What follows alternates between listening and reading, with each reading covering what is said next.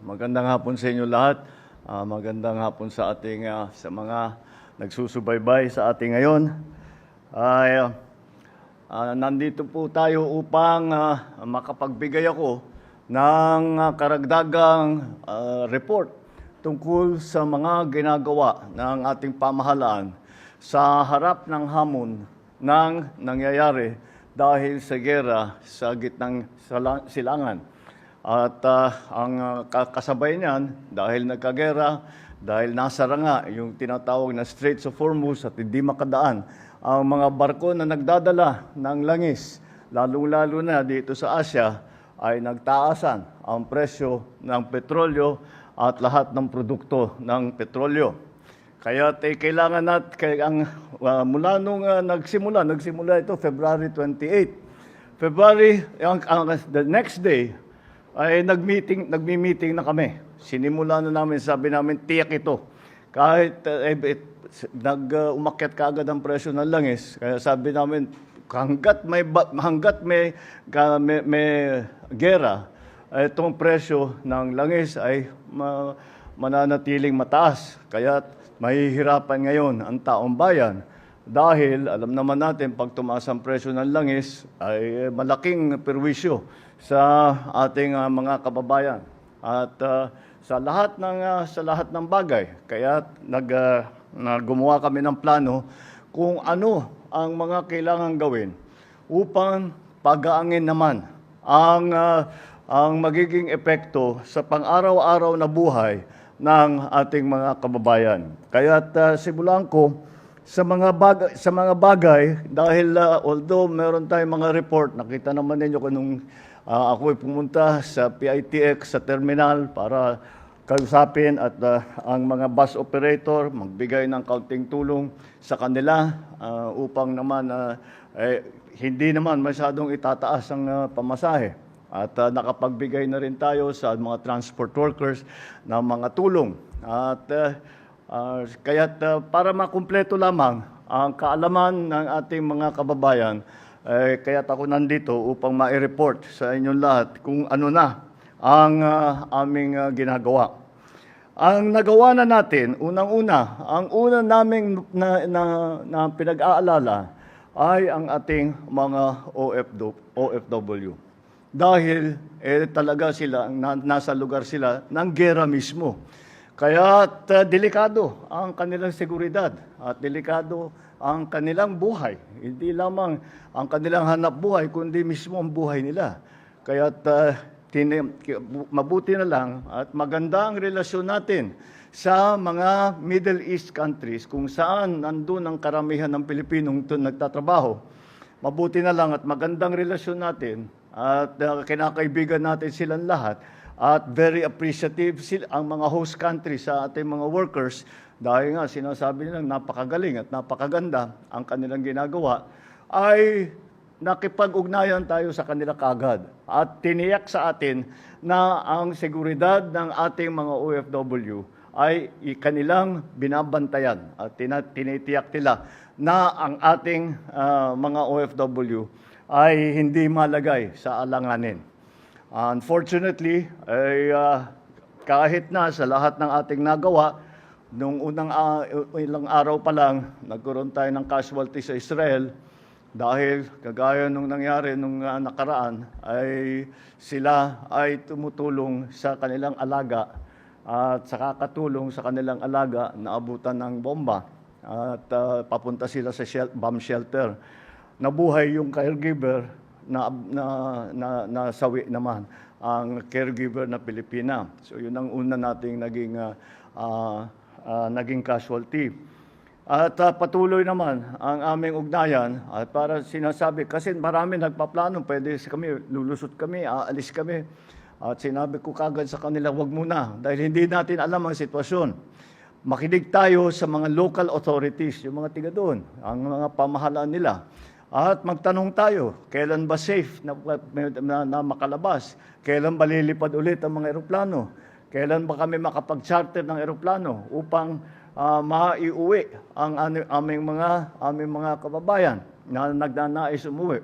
At sa pag-ugnayan na yan, dahan-dahan nakagawa tayo ng sistema para maiuwi ang ating mga kababayan na nagnanais umuwi. Meron pa rin talaga na sinasabi na hindi naman daw nila, ang pakiramdam naman nila ay safe naman daw sila. At sige, nasa sa kanila yun. At ngunit yung mga iba ay talagang naririnig na raw yung bomba. Doon malapit doon sa kanilang tirahan. Yung kwento ng mga nakausap ko, yung mga nakauwi, ganun na nga. Ang nakakaawa, yung mga mas may edad na, lalong-lalo na yung mga maliliit na bata. Dahil siyempre, kahit anong mangyari, nakakatrauma yun. Ang mahirap sa bata, kahit tayo kaya natin maintindihan kung ano yung nangyayari. Kaya natin ipaliwanag, this is what's happening, may gera dahil sa ganito. Sa pagbata, ang hirap maipaliwanag, basta't natatakot na lang sila. And so this is the problem that we were facing. So this was the initial problem, and this is the first concern that we addressed. And since the time that we have set up the systems for repatriation, we have already nakauwi na ang mahigit 2,000 OFW, mahigit 16,000 na ang nakatanggap ng tulong. Ito sa pamamagitan ng pagkain, ng tirahan, medical care, transportasyon, financial support. Ito ang mga nakauwi, meron din tayong ibinibigay doon sa ating mga kababayan na nandoon pa rin at nangangailangan ng ating tulong. At hindi natin ititigil ito. Patuloy ito ang ating pagpauwi ng ating mga kababayan at nakaapat na tayo na charter flight na nakauwi. At ito hindi lamang galing sa isang lugar, kung hindi pinupuntahan ito sa iba't ibang bansa, nagkikita-kita sila sa isang lugar, sabay sasakay ng eroplano bago iuwi dito sa Pilipinas. Patuloy natin yung ginagawa ito at hindi pa kumpleto sa 2,000 na naiuwi natin, kulang pa, meron pang mga gustong umuwi pa. At sila naman ay dahan-dahan ay ginagawa namin ng paraan upang umuwi. Ang mahirap ay ang pag-charter ng eroplano at saka ang paglipat kahit yung by land. Yun na nga, nung ilang unang araw, sinabi ko sa kanila, huwag kayong basta't magsasarili. Dahil kung mag-convoy kayo, pag nasa taas nasa 10,000 feet yung eroplano, hindi nila malaman kung yung ba ay mga militar o yung ba ay civilian. Baka magka-problema, magka-misencounter kung tawagin. Ngayon ay tinitiyak natin na lahat ng movement ay cleared by the local authorities para lahat sila ay maging safe. At ito ay patuloy natin ginagawa. We are chartering flights. We started with 1 a week. I start to accelerate that to 2 a week. Depende talaga kung kailan nila sasabihin sa atin na maaari nang magpalipad. At meron iba diyan na sumasakay sa commercial, meron yung iba sinasakyan yung ating mga chartered na eroplano. And we will continue to do this until the war ends or until we have repatriated all of our nationals back home here to the Philippines. Then and now the next part of the challenge that we were facing was the supply and the pricing of petroleum products. Kaya't ang una naming tiniyak ay, ang unang tanong ko sa Department of Energy, ano ba ang stock natin ng diesel, ng gasolina, ng kerosene, ng jet fuel? At ito ay binigay sa atin. Marami sa inyo ay nakita naman ninyo yung unang report kung ilan ang supply natin. At ang instruction ko sa kanila, huwag niyong titigilan. Maghanap kayo pa ng supply dahil hindi natin alam kung gaano katagal pa ito. At pag sasabihin natin, we are talking about 45 days on average, more or less. Pero hindi natin alam how long this will last, how long the supply how long the supply is going to be diminished or from the Middle East to the Straits of Hormuz. So our authorities are all continuing to find new sources for the supply. First of all, what we tried to do was to ensure that the contracts that we already had would be honored. Halimbawa, may kontrata tayo na mag-import tayo ng ilang bariles ng langis, ng diesel, ng kung ano.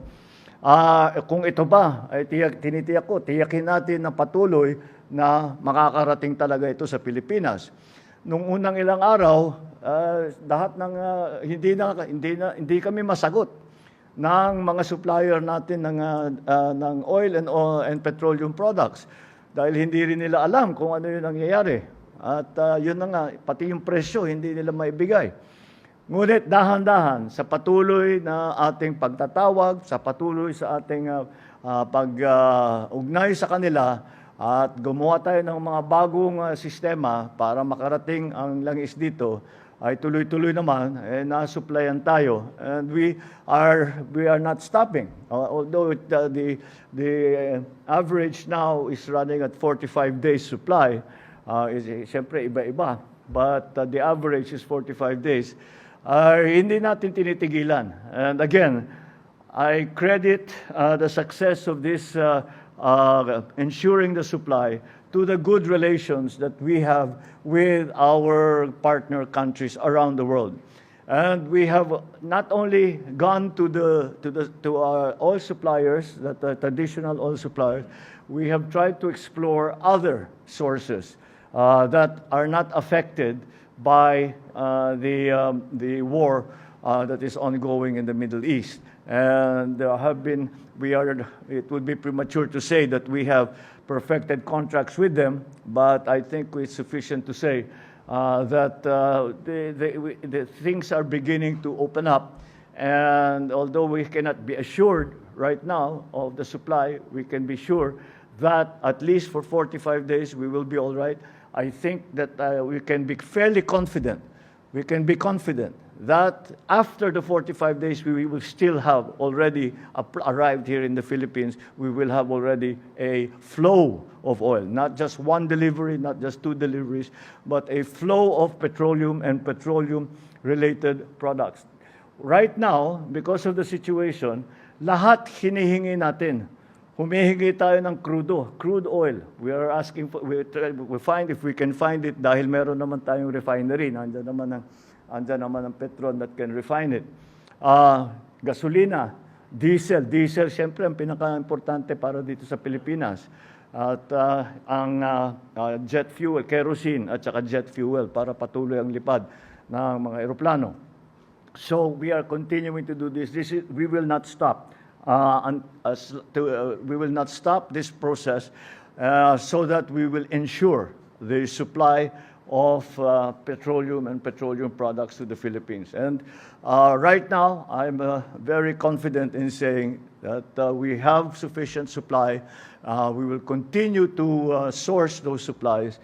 And I do not think that there is a problem. Sa aming analysis, wala tayong problema para sa supply ng petrolyo at saka ng mga petroleum products. Ang isang napakalaking nangyari ay ang pagtaas ng presyo ng langis. At ito ay talagang mahirap natin sagutin at gawan ng paraan dahil wala tayong control diyan. Oil will do what it will do. The markets will behave in the way that they behave. No one, not even the producers have control over the world price of oil. All that we can do is to compensate our people and to support our people so that they have some assistance in the face of this. Ang ating mga nagpatupad tayo ng mga ilang inisyatibo upang matulungan ang ating mga kababayan. para sa lahat ng na sumasakay sa mga transport system natin ay nagsimula tayo, nagbigay tayo ng libreng sakay. Meron tayong 50% na discount sa LRT 2 at MRT 3 para sa lahat ng commuter. Binawasan na rin ng CAAP ang terminal at aeronautical fee para maging mas mura ang pamasahe sa eroplano. Para naman sa ating mga tsuper, namamahagi tayo ng cash assistance sa 120,000 na tricycle driver at TNVS drivers. Nagbigay din tayo ng toll discount para sa mga jeepney, para sa mga bus at para sa mga truck. Para naman sa pagkain, dahil siyempre inaalala din natin na huwag sumabay ang presyuhan ng pagkain, ay pinalawak natin ang 20 peso rice program sa 627 centers na binuksan natin na nakabukas sa buong bansa. At kasama dyan, bukas ang mga kadiwa para sa makabili naman yung mga nangangailangan ng murang bilihin ng pagkain. At patuloy din ang ating ibinibigay sa ating mga magsasaka ang fuel at fertilizer subsidies para sa magsasaka at saka para sa mga mangingisda. Para hindi ipasa yung pagtaas ng presyo ng kanilang ginagamit na krudo, hindi mapasa lahat sa mga consumer. At sumagot na ang ating mga manufacturer na hindi sila magtataas ng presyo ng pangunahing bilihin sa ngayon. At hanggat kaya, nangako naman sila, hanggat kaya nila na i-maintain ang presyo. Kasi ang pinagbibili ngayon nila ay yung nasa inventaryo na nila. Nabili nila ng mura pa bago pa nangyari lahat ito. Kaya habang nandyan ang kanilang inventaryo, nangako sila na hindi nila itataas ang presyo ng mga primary commodities. Magsisimula na rin magbigay ang ating mga LGU ng libreng bigas. Ito ay nagsimula, yung LGSF program ito, nagsimula ito bago pa nagkagera. Pero i-roll out ito within the next week or two. So ginamit natin dyan ng LGSF, the Local Government Support Fund. Diniretso natin sa ating mga local government para sila na ang magbibigay ng tulong. Ang ating ang programang ito ay nagbibigay tayo sa bawat LGU ng pondo, at ang hinihingi lang namin sa kanila na minimum 50% ng LGSF fund na natatanggap nila ay gawing pambili ng bigas para maipamigay sa kanilang mga constituent. Maaari nilang gawin 100% na bigas, nasa sa kanila yon. Ngunit kailangan at the minimum 50% doon sa natanggap nilang pondo ay gagamitin sa pagbili at pagbigay ng bigas. Sa supply naman ng fertilizer, dahil as you know, sa urea is a petroleum product. So that is a refined product na nanggagaling sa petrolyo din. Tuloy-tuloy, yung mga nagsusupply sa atin ay nakikipag-usap din tayo. At tinitiyak natin na meron tayong fertilizer supply at gumagawa nga tayo ng mga pamamaraan at mga kontrata para tiyakin na meron tayong sapat na fertilizer supply. Ang report sa akin ng Department of Agriculture, as of today, we have sufficient fertilizer supply for the next planting. So at least until the next planting, we have the sufficient amount of urea and potash. So those are the main fertilizers that we are using. Para naman sa agricultural products, dahil nga inaalala natin ang presyo ng pagkain, para naman sa agricultural products, piso na lang ang RoRo terminal fee para sa mga truck at sasakyang nagdadala ng mga agricultural product. nakipag-ugnayan din tayo sa Kongreso upang mabawasan at alisin na ang excise tax sa langis. Yun po yung batas na hiningi natin sa unang-una. Natapos na ang kanilang pag-aaral doon sa batas na yan at nasa amin na at siguro by the end of today, I will be able to sign that into law already. Ngayon, titignan ngayon natin kailan ang pinakamagandang oras, when is the best time to use that new authority, because there are conditions within the law that have to be satisfied. But nonetheless, we are trying to determine, because ang mahirap talaga dito is pabago-bago ang presyo. Alam naman ninyo lahat, paggising nyo sa umaga, iba na naman ang presyo. May pronouncement na nanggaling sa US, bababa ang presyo. Tapos mamaya ng konti, tataas na naman. So mahirap talaga magplano, and that's why we are going, and that's why we have been trying to find the optimum levels in terms of support, in terms of the suspension of some of the charges that the government exacts from especially from food products. And these are so lahat ito ay ginawa na natin since as I said, day one na lang pala nung nabalitaan namin yung nagbomba.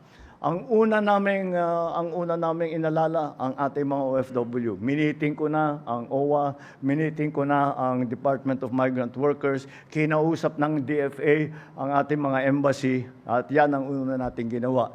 Sumunod doon ang pagtiyak ng supply ng ating petroleum products, at sumunod na doon ang ating pagbantay sa presyo ng pagkain upang hindi naman sumunod doon sa world price ng petrolyo. Ngayon, nasa balitang-balita na kahapon, nakadeklara kami ng energy emergency. And dahil nakikita nga natin ang mga kaguluhan na nangyari dito sa giyera sa Middle East, at ang ruta ng supply ng langis sa buong mundo ay naapektuhan.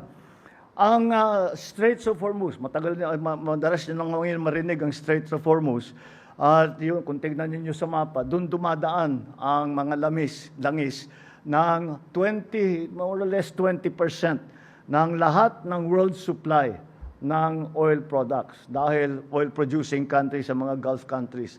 So doon dumadaan lahat.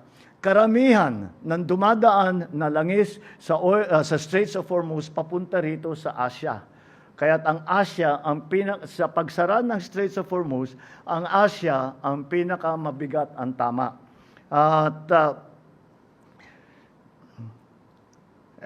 tayo, wala tayong langis, at karamihan, halos lahat ng langis ay ating ini-import. At karamihan dyan ay doon galing. Kailangan natin maghanda kung ito ay lalala pa at tatagal pa. Malinaw ang salitang ginamit natin, energy emergency. Hindi ito emergency ng pangkalahatan. It is a very specific and a very precise emergency. It is an emergency of the energy sector, the supply of energy, and the prices of energy. Dahil ang pinagmulan ng problema ay ang supply at ang presyo ng enerhiya. At yun ang kailangan naming tugunan ng direkta agad. Kaya that is why we declared not a general state of emergency, but a state of energy emergency. I'd like to stress that point, that it is the energy sector that we need to declare as an emergency sector because of the war in the Middle East. I want to assure everyone that this does not mean that we should panic. It means that we are doing everything that we can to assess and to alleviate the situation. It is a precautionary tool so that we are ready for whatever comes next. Because Lahat ng kaya nating, all the options that have been available to us, we are now exercising in terms of the subsidies, fuel subsidies, cuts in fees in our ports, cuts in charges, and again, the continued workings of our government to talk to other governments and to talk to even the private sector. The private sector partners have a lot to play, have a big role to play in all of this. We have done all of those things that have all those options that have been available to us. The reason that I declared an energy emergency is to provide government with more options should the need arise. Binibigyan nito ang ating pamahalaan ang mga kapangyarihan kumilos ng mas mabilis, bumili ng langis ng hindi na kailangan na dumaan pa sa matagal na proseso at pagsamahin ang lahat ng ahensya sa isang direksyon. Those are the authorities and the powers that we might need in the future and we would like to have available to us. Nakikipag-ugnayan din tayo sa Kongreso. I'm sorry, I'm looking at the wrong page. Itinatag ng EO 110, which is the executive order that I signed yesterday, ang uplift. Ito ang aming unified command na aking personal na pinanunuan. I am the chairman of this working group. Kasama natin ang ES, ang Executive Secretary, mga kalihim ng Department of Energy, Department of Transport, ang DSWD, ang Department of Agriculture, ang Department of Finance, ang DepDev, at of course ang DBM. At sabay-sabay ang galaw ng buong pamahalaan para mabilis, para malinaw, at walang ahensyang mag-iisang laban lamang. Lahat ay nagtutulungan. Everything is, before I'm sure you will ask questions, or you will have, some people will say, what are we thinking about this? Are we thinking about that? Are we going to do this? Are we going to do that? The best way I have to answer that question, nothing is off the table. We are looking at everything that we can do. And so whatever suggestion that has been brought to us, whatever idea that we have come up with, we are examining it very, very closely in great detail to see if it is going to be advantageous to our people. At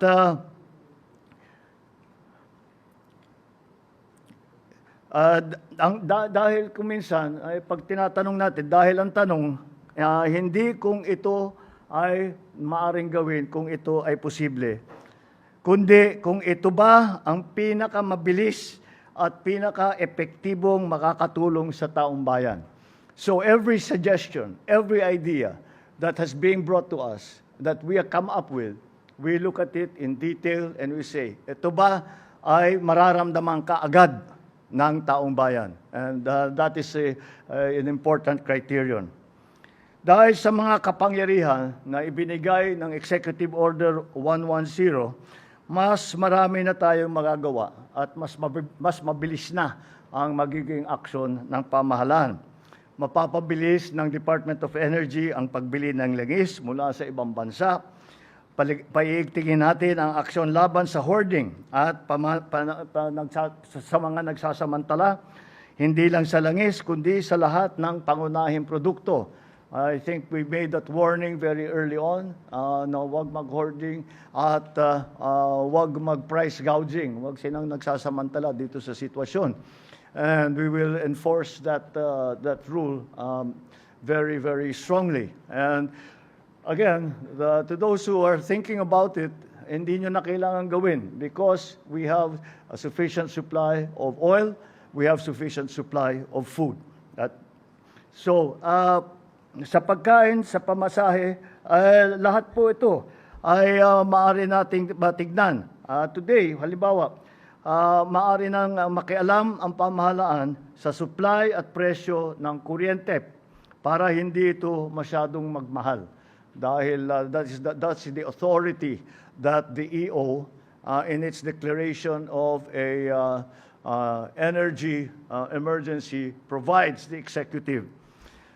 Beginning today, over 1.4 million drivers and units will start receiving fuel and financial assistance on top of the 120,000 who have already been served by the DSWD. Abangan din ninyo ang tupad para sa mga tsuper at pinaigting natin na service contracting para sa ating transport sector.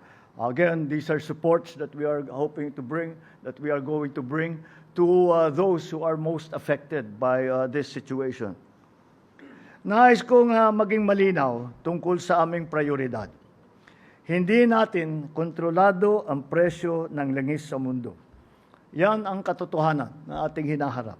Ngunit ang hindi maaring mangyari ay maramdaman ng bawat Pilipino ang buong bigat nitong mga pangyayari na wala naman silang kinalaman. Isa lamang ang aming pamantayan.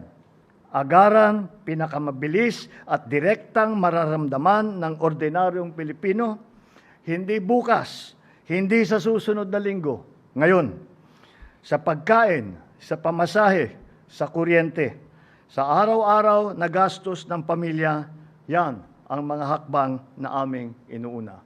Para sa ating mga kababayan, ito po ang ginagawa ng inyong pamahalaan. Maraming salamat po. Magandang hapon po sa inyong lahat. Thank you very much to our President, Ferdinand R. Marcos Jr. That concludes our President's address.